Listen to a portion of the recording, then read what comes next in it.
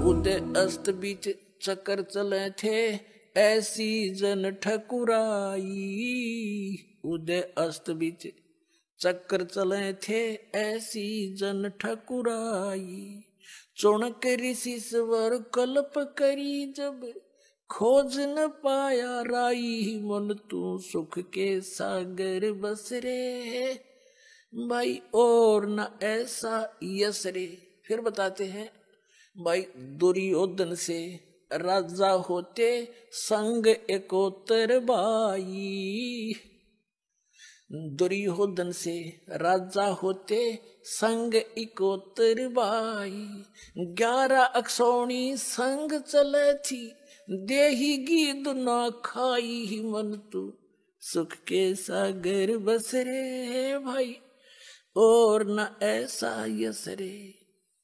भाई 60,000 सगड़ के होते कपिल मुनीश्वर खाए।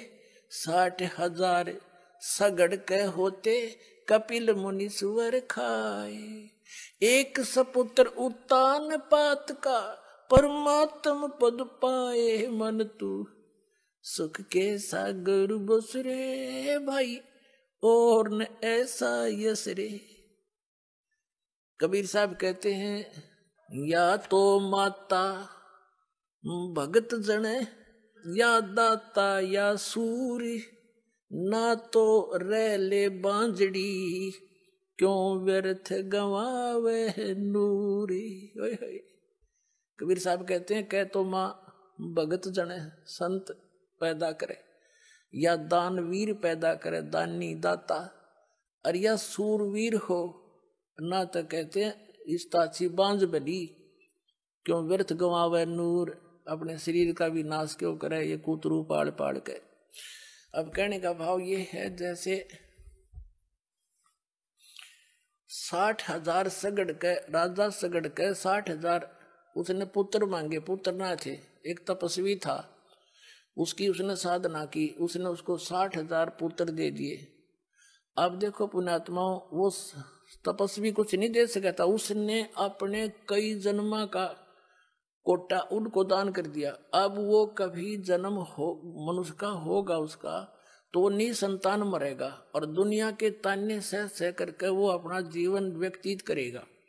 इस काल के जाल को कबीर साहब के अतिरिक्त या उन महापुरुषों के अतिरिक्त जिनको मिले थे और उनके द्वारा अमृतवाणी कोड वर्डों में है उसको तो आप जन समाज समझ नहीं सका।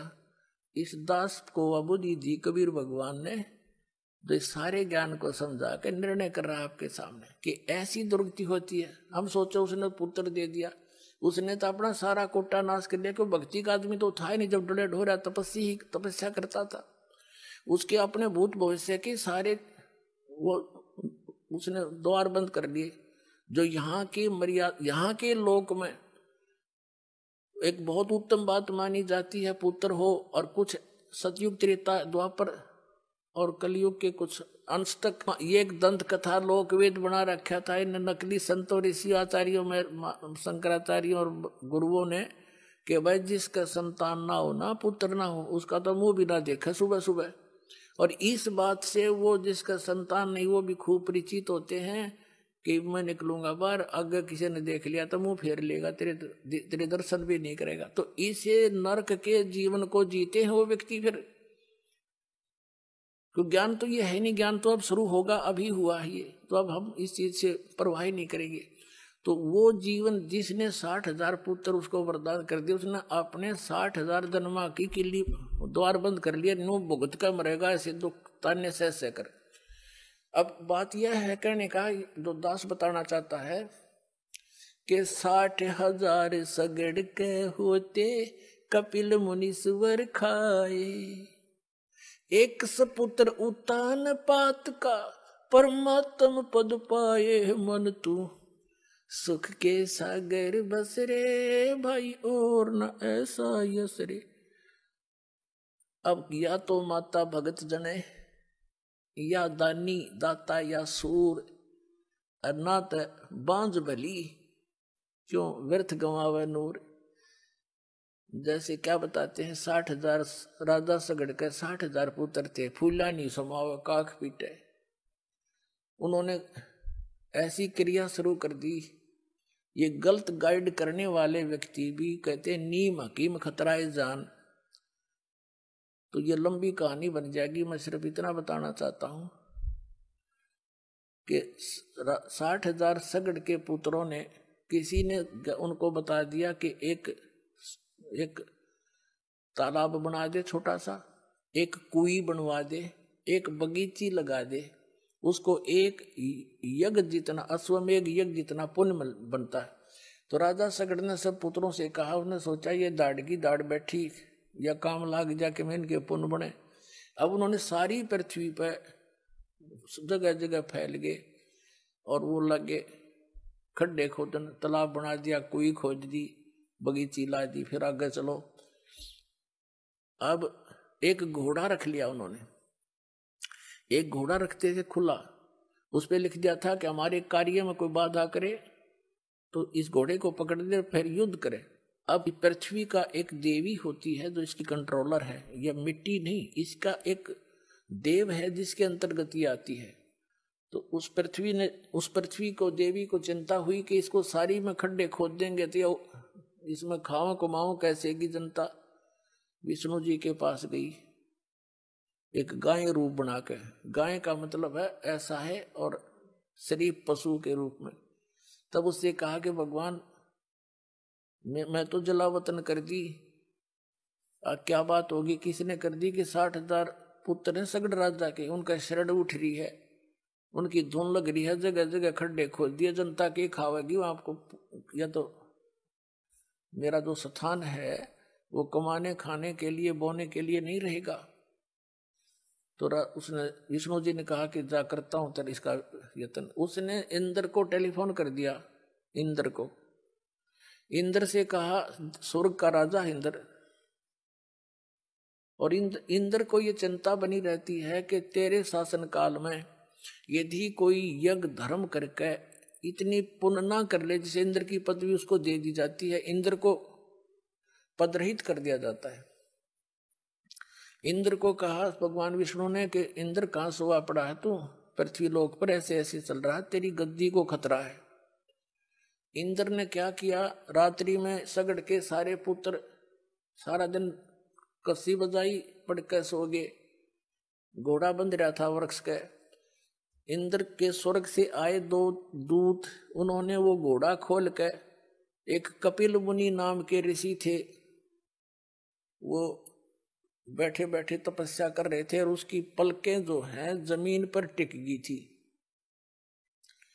इतनी वर्ष की साधना हो गई थी, उसकी पलकें इतनी लंबी बढ़ गई थी, जमीन पर टिकी हुई थी। अब उन हलकारों ने, इंद्र के दूतों ने, अनुचरों ने वो घोड़ा खोल के कपिल मुनि की जांग का बांध दिया। पतली पतली टांग हो रही थी, जैसे वृक्ष की जड़ जमीन तबार दिख जाए, उनमें जगह होती है नो, उसका बांध दिया टांग का घोड़ा।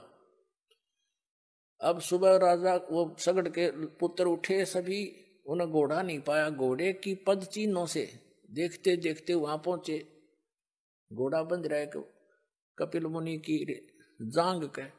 तो उन्होंने जाकर उस ऋषि के भाले, ये नोकीले भाले लाए दोनों तरफ नो, उन्हें तब अभिमान भारा था।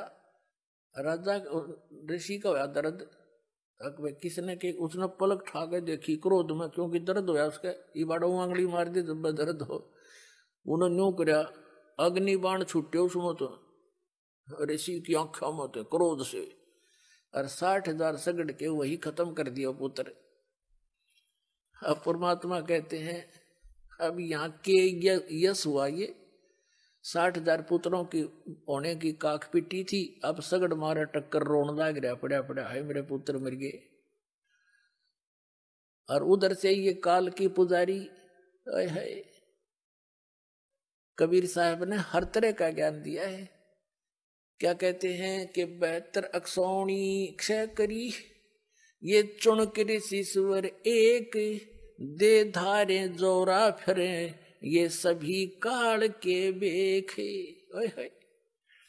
क्या बताते हैं कि 72 अक्षौणी क्षय करी, 72 अक्षौणी सेना का नाश कर दिया। किसने? उस चुणक ऋषिश्वर, एक जिसको ऋषिवर कहा करते थे, ऋषियों में श्रेष्ठ ऋषि, उसके ये काले कारनामे हैं कि 72 अक्षौणी सेना का नाश कर दिया। जो कहते हैं दे धारे जोरा फिरे, जोरा माने मौत है।